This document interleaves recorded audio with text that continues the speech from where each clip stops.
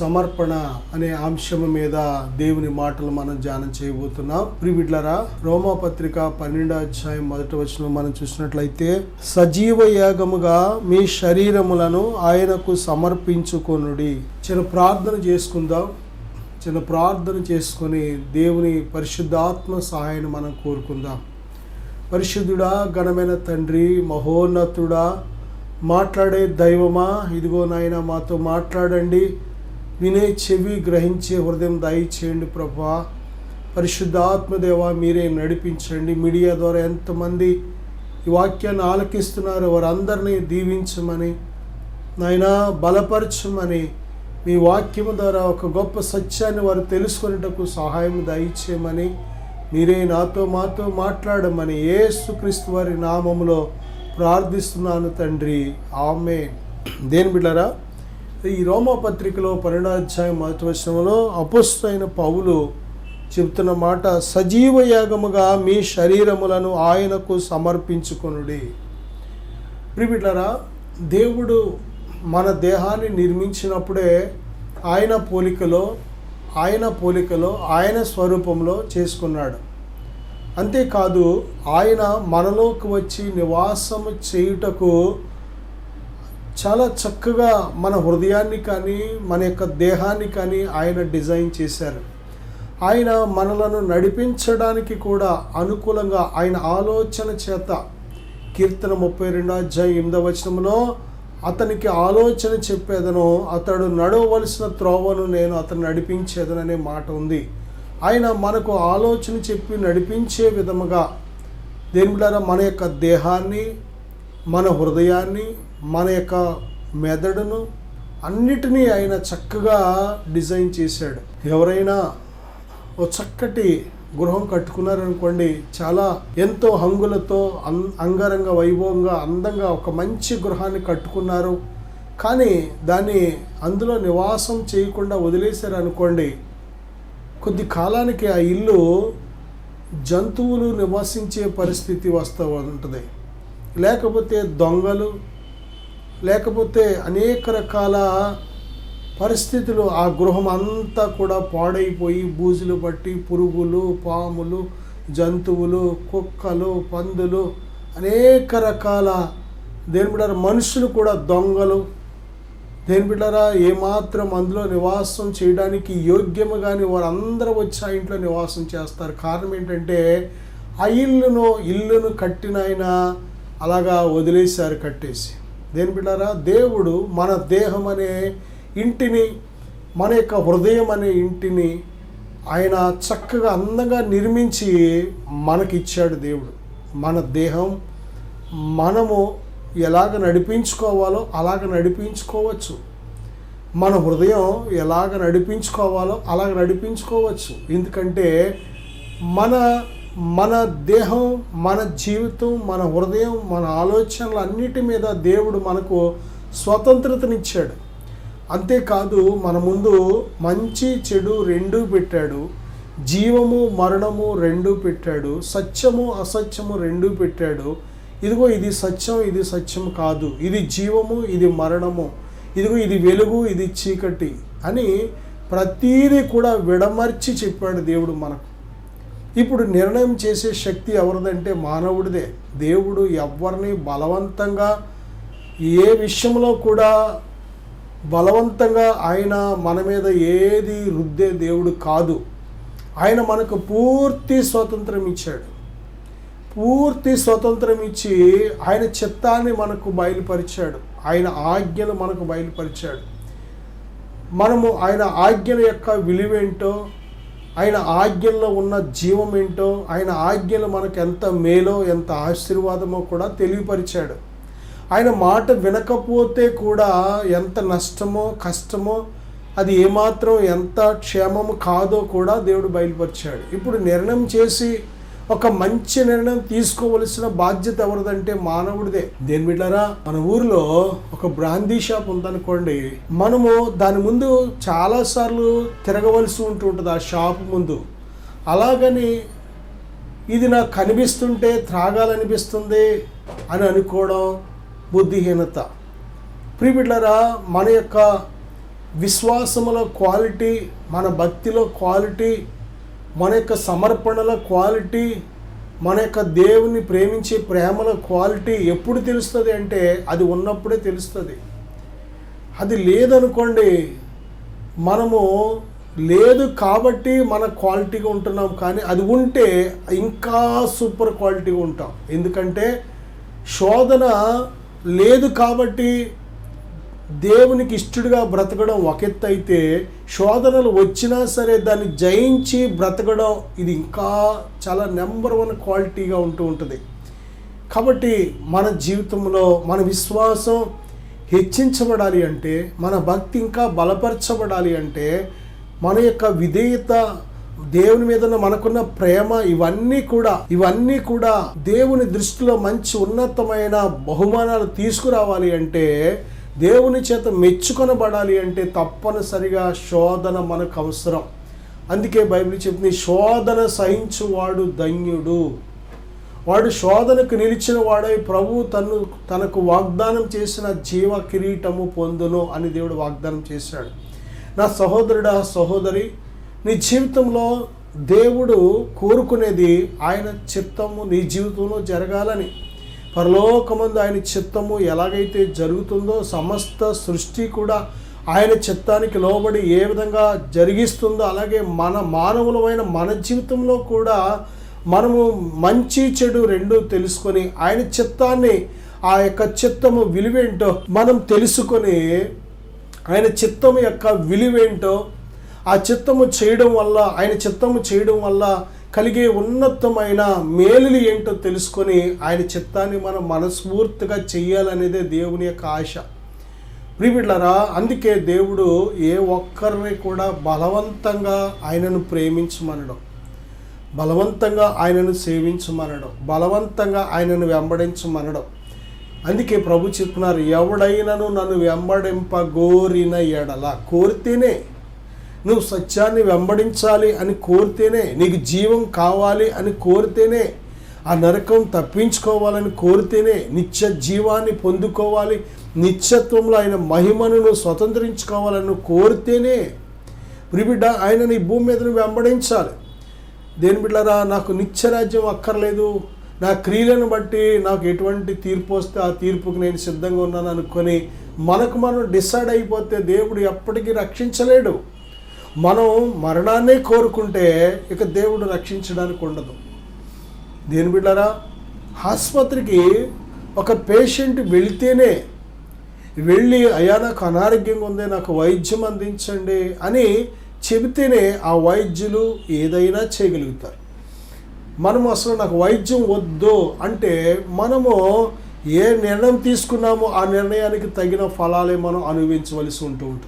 దేవాది దేవుడు కూడా అంతే. రక్షణను కోరుకునే వారికి రక్షణ దయచేసే దేవుడు, విడుదల కోరుకునే వారికి విడుదల దయచేసే దేవుడు, నెమ్మది కోరుకునే వారికి నెమ్మది దయచేసే దేవుడు, స్వస్థత కోరుకునే వారికి స్వస్థత దయచేసే దేవుడు. 12 సంవత్సరాల నుంచి రక్తస్రావంతో ఉంది ఆమె ప్రభు దగ్గర స్వస్థత కోరుకుంది. ఎలాగంటే ప్రభువును నమ్మి ఆయన వస్త్రపు చెంగు ముడితే చాలు నేను బాగుపడతాను అనే గొప్ప విశ్వాసంతో వచ్చింది. మరొక ఆయన శతాధిపతి తన దాసుడు పక్షవాయువుతో ఉండడం, మరి మిగిలిన బాధపడడం చూసి ఏం చేశాడు అంటే ప్రభు దగ్గరికి వచ్చి మరి అంటున్నాడు, ప్రభువా మీరు మాట సెలవిస్తే చాలు నా దాసుడు బాగుపడతాడు. ఆయన విశ్వాసం. ప్రభువుని ఎప్పుడు కూడా విశ్వసిస్తేనే ఆయన శక్తి నీ లోపలికి ప్రవహిస్తుంది. విశ్వాసము అనేది ఎప్పుడు కూడా ప్రేమతో ముడిపడి ఉంది. దేని బిడ్డారా, దేవునిని నువ్వు విశ్వసిస్తే దాని అర్థం ఏంటంటే ప్రేమిస్తున్నావని అర్థం. దేవుణ్ణి ప్రేమిస్తున్నావు అంటే నమ్మావు అని అర్థం, విశ్వసించావు అని అర్థం. ఎప్పుడు కూడా దేవుని మీద ప్రేమ లేకపోతే విశ్వాసం కూడా ఉండదు.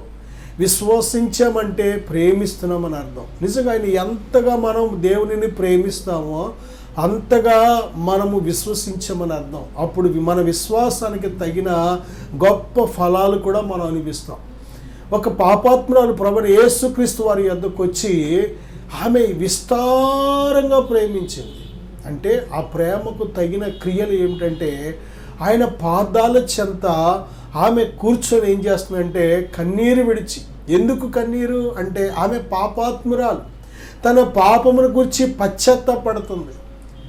అయ్యో, ఇన్ని సంవత్సరాలు నా ప్రభు నేను గాయపరిచానే, ఇన్ని సంవత్సరాలు నా ప్రభువుని నేను తెలుసుకోకుండా ఉన్నానే, ఇన్ని సంవత్సరాలు అయ్యో పాపమనే కోపంలోనే నేను బ్రతికానే అని తన పాపపు జీవితాన్ని గురించి పశ్చాత్తాపడి ఆ పాపాన్ని క్షమించగలిగిన ఒకే ఒక్క ఆయన యేసుక్రీస్తు ప్రభు అని దేవుని బిడ్డలారా ఎప్పుడైతే ఆమె గుర్తించిందో తన పాపాల గురించి పశ్చాత్తాపడి కన్నీరు విడిచి ఆ కన్నీటితో ఆయన పాదాలు కడిగింది, తన తల వెంట్రుకలతో ఆ పాదాలు తుడిచింది. చూసారా ఎంత ప్రేమ! ఆమెకున్న విశ్వాసం ఆయన పాపం క్షమిస్తారు అని, తన పాపం కడుగుతారు అని, తను నీతిమంతురాలుగా పరిశుద్ధరాలుగా చేస్తారు అని విశ్వాసము ప్రేమ ఈ రెండు కూడా కలిసి పనిచేస్తూ ఉంటాయి. దేని బిడ్డలారా, నిజముగా మనం దేవునిని ప్రేమిస్తే మన బ్రతుకులు ఎంతో బాగుంటాయి. దేవునికి లోబడితే మన బ్రతుకులు ఎంతో బాగుంటాయి. దేవుని చిత్తాన్ని తెలుసుకొని ఆయన చిత్తంలో నడిస్తే మన బ్రతుకులు ఎంతో బాగుంటాయి. మనం స్వైచిత్తం ఎప్పుడైతే చేస్తూ ఉంటామో, దేవుని చిత్తాన్ని ఇష్టపడకుండా, దేవుని చిత్తానికి లోబడకుండా మనం ఎప్పుడైతే మన స్వైచిత్తాన్ని అనుసరించి జీవించడానికి నిర్ణయించుకుంటామో అక్కడే మనము తప్పుదారిలో వెళుతున్నాం. మన మార్గాలు అన్నీ కూడా చిందరవందరవి, మన మార్గాలు వంకరగా ఉంటాయి, మన మార్గాలు సరిగ్గా కనబడతాయి కానీ చివరికి అవి మరణానికి దారితీస్తాయి.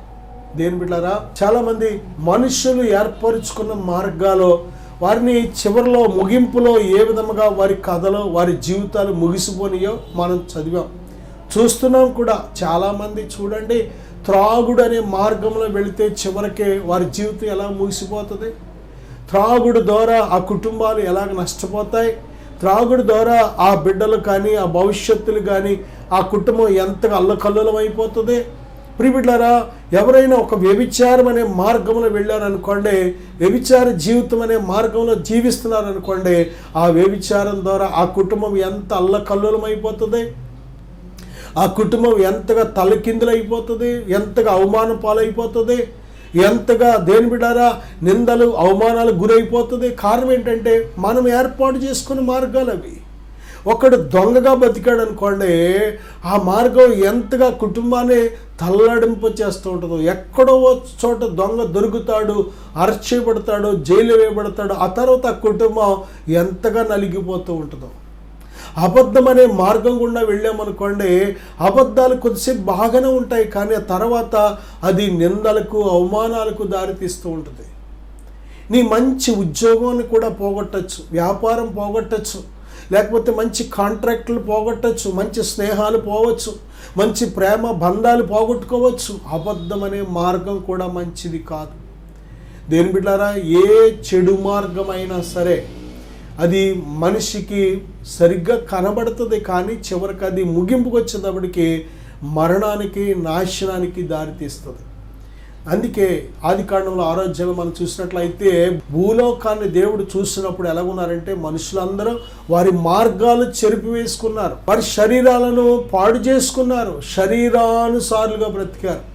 ఈరోజు శరీరానుసారులుగా ఎంతమంది బ్రతుకుతున్నారో, శరీర క్రియలు స్పష్టమై ఉన్నవి అని అదొక లిస్టు మనం చూస్తున్నాం. అవేమనగా జారత్వము, అపవిత్రత, కాముకత్వము. చూసారా, ఆ లిస్టుని కానీ మనం చూస్తే కోపము, ద్వేషము, అసూయ, పగ, మత్సరము, ఓర్వలేనితనం, క్షమించలేని స్వభావం. దేని బిడ్డారా, అనేక రకాల పాపిష్టి పనులు గుంపంతా లిస్ట్ అంతా అక్కడ మనం చూస్తున్నాం. దేని బిడ్డారా, శరీరానుసారులు మరి ఏమాత్రం కూడా దేవుని సంతోషపరచలేరు. శరీరానుసారంగా మనం జీవించినట్లయితే మరణం అది నరకానికి తీసుకెడుతుంది. శరీరానుసారమైన మనసు మరణం అని బైబిల్ చెప్తుంది. శరీర క్రియలు స్పష్టమైనవి అవేమనగాని లిస్టు చెబుతుంది. కనుక శరీరాన్ని బట్టి విత్తువాడు శరీరము నుండి మరి మరణం అనే పంట కోస్తాడు.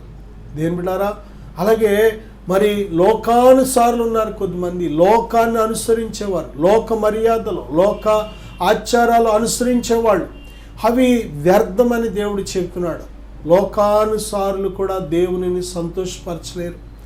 దేవుడిచ్చే ఉన్నతమైన దీవెనాశీర్వాదాలు వారు ఏమాత్రం పొందుకోలేరు. దేని బిడ్డారా, అలాగే సాతాను సంబంధులు, సాతాన్ని అనుసరించేవారు, సాతాను యొక్క దుర్మార్గపు క్రియలను అనుసరించేవారు.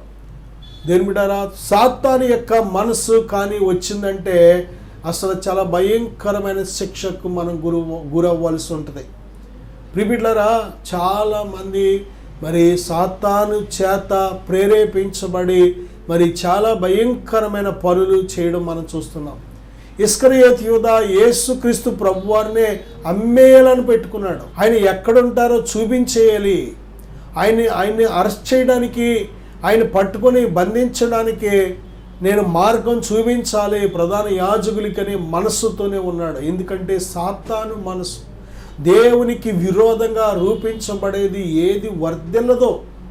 చివరికి ఏమయ్యాడు అంటే ఇస్కరియోతు యూదే ఉరి పెట్టుకొని చచ్చిపోయాడు. కారణం ఏంటంటే దేవునికి విరోధంగా రూపించబడే ఆయుధం వర్ధిల్లదు. నా సహోదరుడా, సహోదరి, బైబిల్ చెబుతుంది సాతాను మనసు మంచిది కాదు, లోక సంబంధమైన మనసు మంచిది కాదు, శరీర సంబంధమైన మనసు మంచిది కాదు. ఇంకొక గుంపు ఉంది, ప్రకృతి సంబంధమైన గుంపు.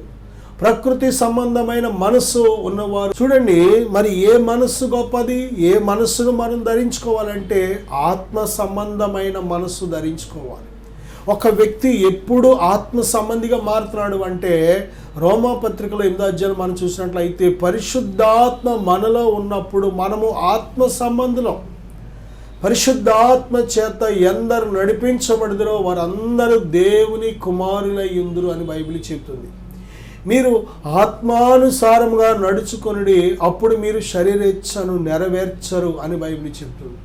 మన ఆత్మ ఎప్పుడైతే నూతనపరచబడిందో, పరిశుద్ధాత్మ చేత అనుసంధానించబడిందో, పరిశుద్ధాత్మ మనసు మన మనసులోకి వచ్చినప్పుడు దేని బిడ్డారా, మనము ఈ శరీరాన్ని చాలా సులువుగా జయించగలుగుతాం.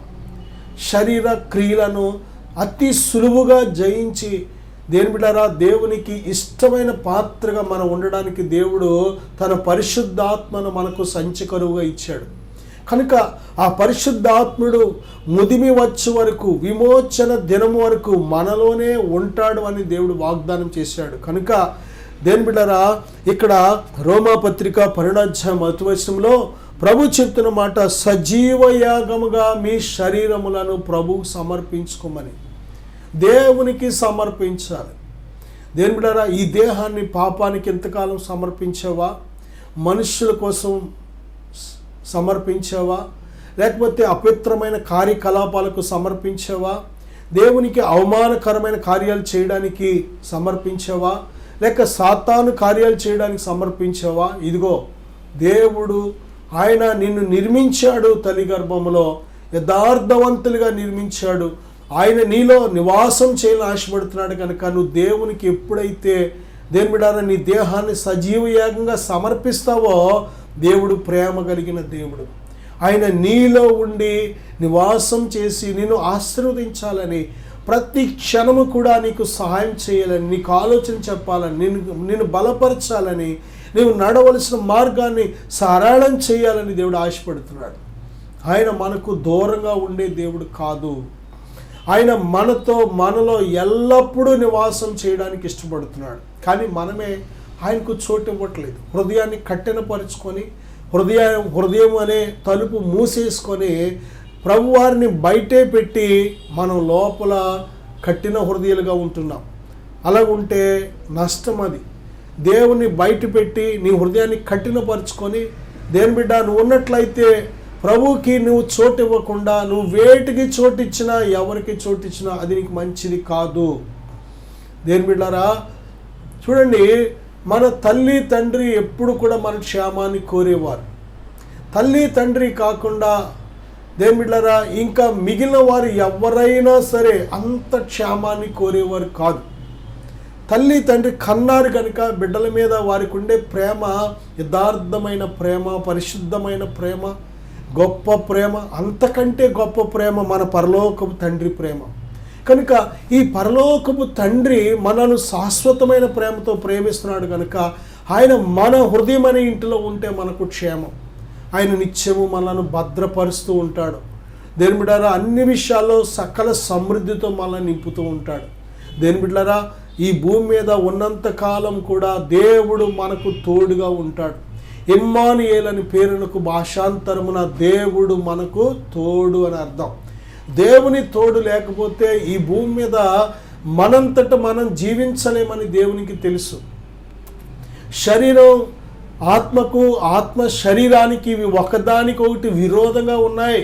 కాబట్టి మనం ఏది చెయ్యాలనుకుంటామో మంచి పని దాన్ని చేయలేం. ఎందుకంటే ఈ భూమి మీద ఈ శరీరంలో ఉన్నంతకాలం కూడా శరీర పెత్తనమే ఎక్కువగా ఉంటుంది. అందుకే పరిశుద్ధాత్మ దేవుని సహాయం మనకు కావాలి. అలాగే రెండవదిగా మనం చూస్తే మన శత్రువైన అపవాది వాడు బలవంతుడుగా ఉన్నాడు. వాడిని జయించడానికి నీ బలము, నీ శక్తి, నీ జ్ఞానము చాలు. అందుకే దేవుని ఎరుగని పిల్లల మీద, దేవుడు లేని పిల్లల మీద చాలా స్పీడ్గా బలవంతంగా వెళ్ళి వారి మీద దాడి చేస్తూ ఉంటాడు.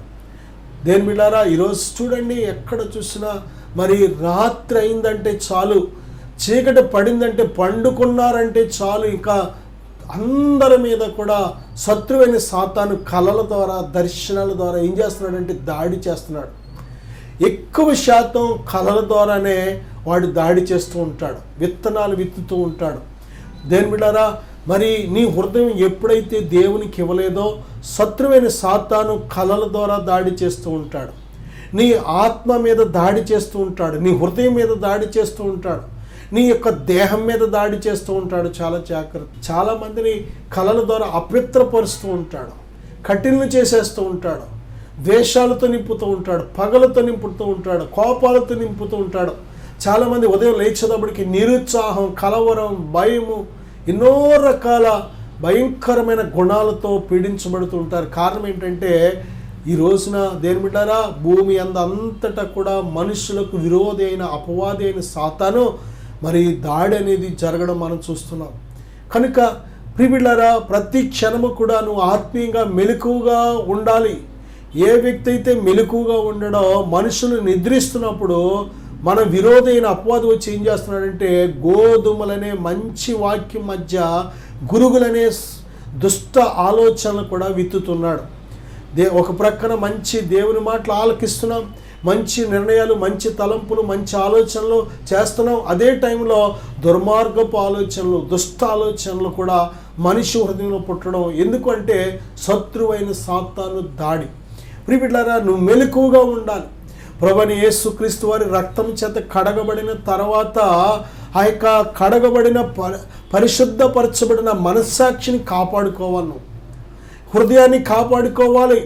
హృదయాన్ని నిత్యం కూడా దేవుని వాక్యము చేతను కాపాడుకుంటూ ఉండాలి. లూకా సువార్త 15:18 తప్పిపోయిన కుమారుడు ఒక నిర్ణయం చేసుకున్నాడు, తన జీవితాన్ని సమర్పించేసుకున్నాడు. ఇక బుద్ధి ఎప్పుడైతే వచ్చిందో తండ్రి దగ్గరికి వచ్చి ఇక తండ్రికి తన జీవితాన్ని సమర్పించుకొని, తండ్రి నేను పరలోకమునకు విరోధముగాను నీ ఎదుట పాపం చేశాను, ఇక నేను తండ్రి అని అనడానికి కూడా నాకు అర్హత లేదని ఎప్పుడైతే తను తగ్గించుకొని తన పాపపు స్థితిని ఎప్పుడైతే ఒప్పుకున్నాడో, తన తిరుగుబాటు స్థితిని ఎప్పుడైతే ఒప్పుకున్నాడో తండ్రి క్షమించి దేని బిడ్డారా తండ్రి తన కుమారుని మళ్ళీ చేర్చుకున్నాడు. నిజంగా దేవునితో మనం ఎప్పుడు చేర్చబడతాం, ఎప్పుడు దేవునితో మనకు మంచి సంబంధం ఏర్పడుతుందంటే మన పాపములను మనం ఒప్పుకొని పశ్చాత్తాపడి దేవుని దగ్గర దేని బిడ్డారా ఆ పాపాలు విడిచినప్పుడు దేవునితో మనకి మంచి సంబంధం, సహవాసం ఏర్పడుతుంది.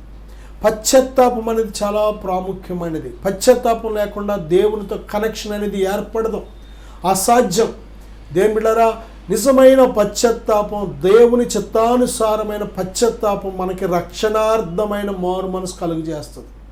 కొద్దిమంది లోకానుసారంగా ఏడుస్తూ ఉంటారు. లోకానుసారమైన దుఃఖం అంట, లోకానుసారమైన ఏడుపు, లోకానుసారమైన ఆ యొక్క ఏడుపు ఏం చేస్తుందంటే మరణానికి దారితీస్తుంది. దేని బిడ్డ చూడండి, సమర స్త్రీని చూసినట్లయితే యోహాను సువార్త 4:29 తన జీవితాన్ని ప్రజలతో చెప్తుంది, ఇదిగో నేను చేసినవన్నీ నాతో చెప్పినవన్నీ మీకు చూపెడతాను రండి.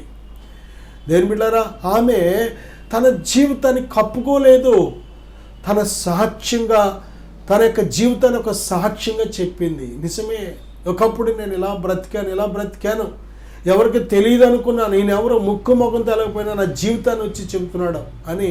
ప్రియులారా, ఈయన మెస్సయ్య అని, ఆయనే రక్షకుడు అని, ఆయనే దేవుని కుమారుడని ఆమె గుర్తించింది. నా సహోదరుడా, నిజమే, మన పాపములను కప్పుకుంటే రక్షించబడలేము, ఒప్పుకుంటేనే రక్షించబడతాం. అది మనుషుల దగ్గర కాదు. నిన్ను క్షమించే ప్రభువైన యేసుక్రీస్తు వారు సిలువలో కార్చిన రక్తం దగ్గరకు నువ్వు రావాలి. యేసయ్యా, సిలువలో నా కోసం నువ్వు ప్రాణం పెట్టావు, నన్ను క్షమించు, నా పాపాన్ని క్షమించని ఎప్పుడైతే నీ పాపాన్ని ఒప్పుకొని పశ్చాత్తాపడతావో, యేసయ్య నమ్మదగిన దేవుడు. మన పాపాన్ని క్షమించి తన రక్తంతో కడిగి నీకు ఒక నూతనమైన మనస్సును దేవుడు దయచేస్తున్నాడు. అందుకే ప్రభువైన యేసుక్రీస్తునందున వారు నూతన సృష్టి. నా సహోదరుడా, సహోదరి, దేవుడిచ్చే నూతనమైన జీవితాన్ని అనుభవించాలని ఆశపడుతున్నావా? ప్రభు దగ్గరికి రా. సమరయ స్త్రీ అటువంటి నూతన జీవితాన్ని అనుభవించింది. తప్పిపోయిన కుమారుడు అటువంటి నూతనమైన జీవితాన్ని అనుభవించాడు. పాపాత్మురాలైన స్త్రీ ప్రభు పాదాల చెంత కన్నీరు విడిచి ప్రభు ఇచ్చే క్షమాపణ పొందుకొని మరి రక్షించబడి నెమ్మదస్తురాలుగా ఇంటికి వెళ్ళింది. దేని బిడ్డ, బైబిల్ గ్రంథంలో ఎంతోమంది, అపొస్తలుడైన పౌలు కూడా మనం చూసినట్లయితే, దేని బిడ్డ, తెలియక చేసేది కనుక కనికరింపబడితేనని దేవుని చేత క్షమాపణ పొందుకొని, అంతేకాదు దేవుని ఉన్నతమైన పిలుపుని అందుకొని దేవుని ఘనమైన సేవ ఘనమైన రీతిలో చేశాడు. ఎలాగ చేశాడు అంటే, మొదటిగా పశ్చాత్తాపం ద్వారా దేవునితో కనెక్ట్ అయ్యాడు. దేని బిడ్డారా, దేవుని దగ్గరకు వచ్చిన తర్వాత పాపమును గురించి మరి ఒప్పుకొని పశ్చాత్తాపడమే కాదు, కానీ మన జీవితాన్ని సజీవ యాగంగా ప్రభుకి సమర్పించాలి. ఇక ఎన్నడూ వెనుదిరగను అనే ఒక తీర్మానం నిర్ణయం చేసుకోవాలి. ఎందుకంటే నాగటి మీద చేయి వేసి వెనుక తట్టు చూసేవాడు నాకు పాత్రుడు కాదు. ప్రియబిడ్లారా, చూడండి, వెనుక తట్టు చూసే మనస్సు మనకు రాకూడదు. మనం ముందున్న గురువైపే వెళ్ళాలి, కానీ ముందుకు వెళ్ళాలి. కానీ ప్రయాణం మళ్ళీ ఒక 6 నెలల్లో, 1 సంవత్సరం, 2 సంవత్సరం నుండి మళ్ళీ వెనక తిరిగిపోయేలాగా ఉండకూడదు. చాలామంది చూడండి, పాపాన్ని విడిచిపెడతారు, మారు మనసు పొందుతారు, తర్వాత శోధనలు వచ్చినప్పుడు కొద్ది కాలానికే మళ్ళీ వెనక్కి తిరిగిపోతూ ఉంటారు. ఏ త్రాగుడైతే విడిచిపెట్టారో మళ్ళీ ఆ త్రాగుడు త్రాగేస్తూ ఉంటారు. ఏ పాపం అయితే విడిచిపెట్టారో ఆ పాపాన్ని మళ్ళీ కొనసాగిస్తూ ఉంటారు. అలా ఉండకూడదు. బైబిల్ చెప్తుంది, కుక్క తన వాంతికి తిరిగినట్టు, కడగబడిన పంది మళ్ళీ బురదలో దొర్లినట్లు. అసలు అటువంటి మనసు రానివ్వకూడదు. కక్కేసిన దాన్ని మళ్ళీ తినడానికి ఏమాత్రము కూడా మరి వెళ్ళకూడదు. ప్రతి విషయంలో కూడా నీవు ఎప్పుడైతే దేవుని చిత్తానికి లోబడతావో, దేవుడు తన ఆత్మశక్తి చేత నింపి నిన్ను తలగా బహుగా దీవిస్తాడు. చిన్న ప్రార్థన చేద్దాం. పరిశుద్ధుడా, ప్రేమగల తండ్రి, వాక్యం ఆలకించిన ప్రతి బిడ్డను ఇప్పుడే దీవించు నాయన. మీ సంపూర్ణ చిత్తులకు నడిపించండి. వారి దేహము మీరు నివసిస్తున్న దేవాలయం కనుక ప్రభువా, ఇదిగో తండ్రి, వారి దేహాల్లో మీరు నివసించండి నాయన. మీరు నివసించే పాత్రలుగా వారి దేహాలు సిద్ధపరచండి. వారి ఆలోచనను కడగండి నాయన. మీకు విరోధంగా ఆయాసకరమైనది ఏది ఉన్నా దయతో క్షమించండి. వారిని బట్టి మీ నామం మహిమపరచబడుటకు ఘనమైన పాత్రలుగా సిద్ధపరచమని, దీవించుమని యేసుక్రీస్తు వారి నామంలో ప్రార్థిస్తున్నాను తండ్రి. ఆమేన్. God bless you.